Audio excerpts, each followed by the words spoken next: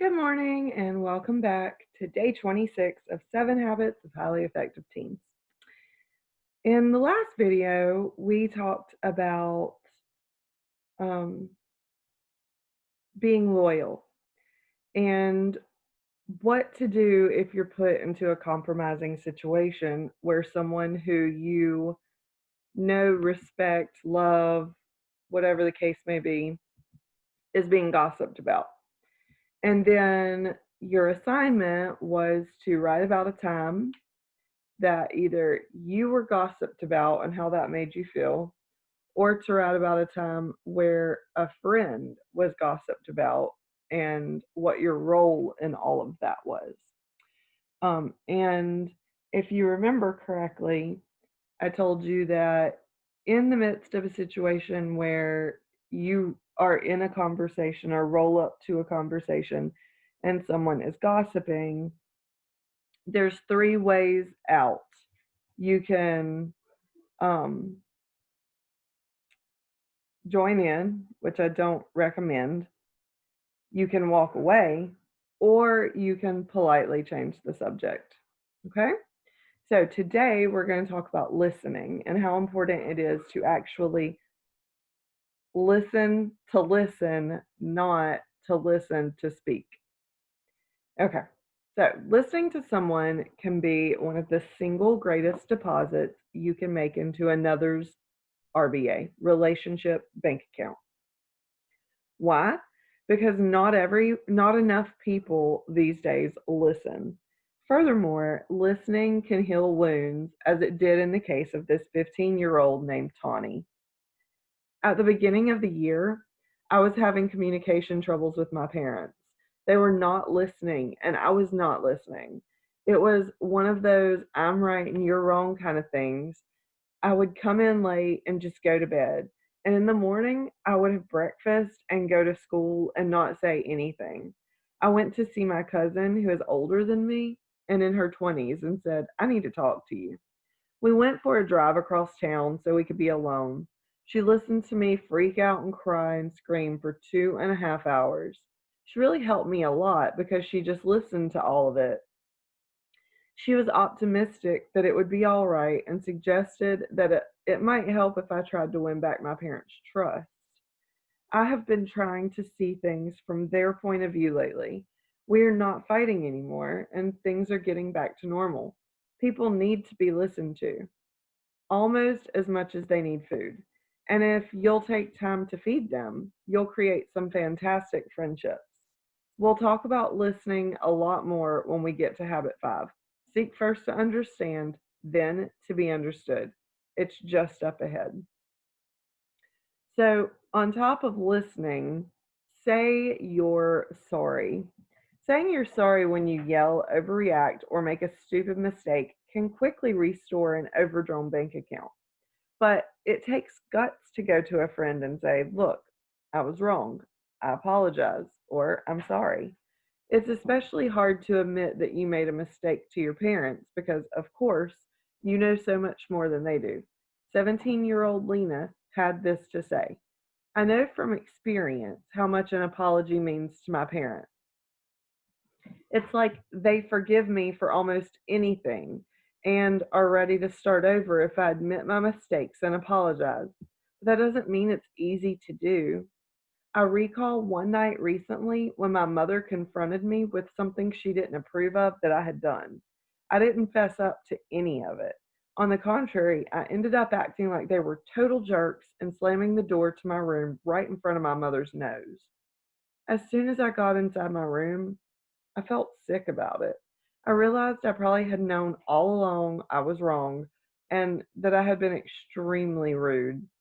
Should I just stay in my room and go to bed and hope it would blow over, or should I go upstairs and apologize?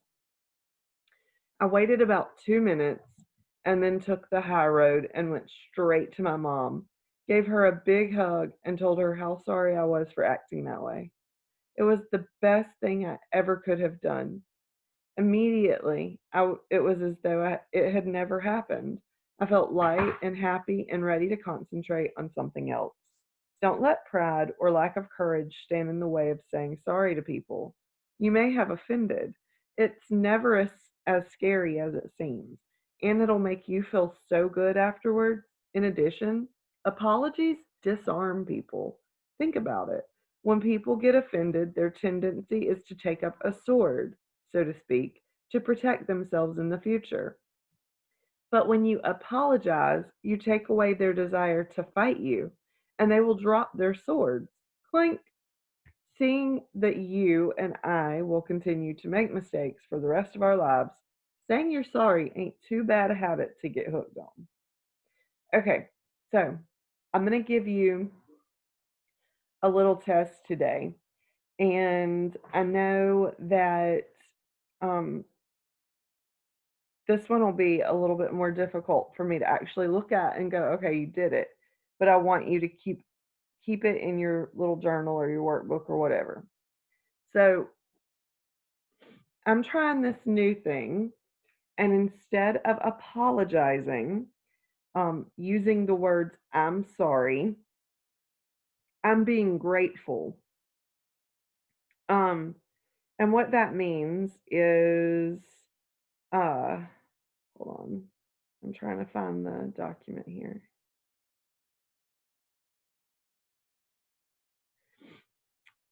When you tell someone, when you say "I'm sorry," your brain hears you say "I am," and then the word that follows it is "sorry." So your brain literally hears you say, "I'm sorry." And it doesn't translate into you feel bad for what you did to someone. It translates into I am a sorry person.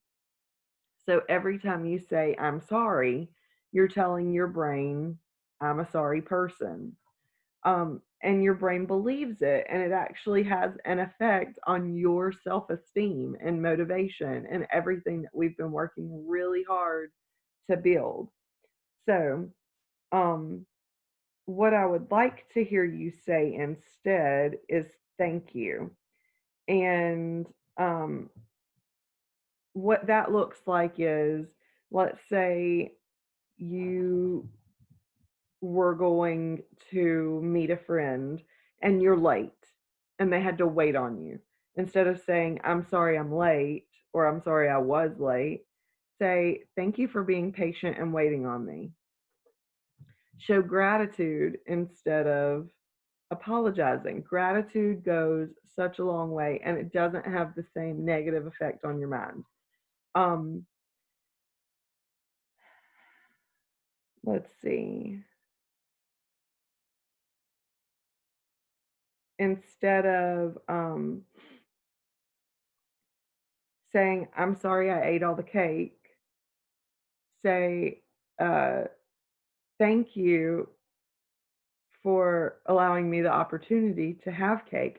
I shouldn't have eaten it all, but it was delicious.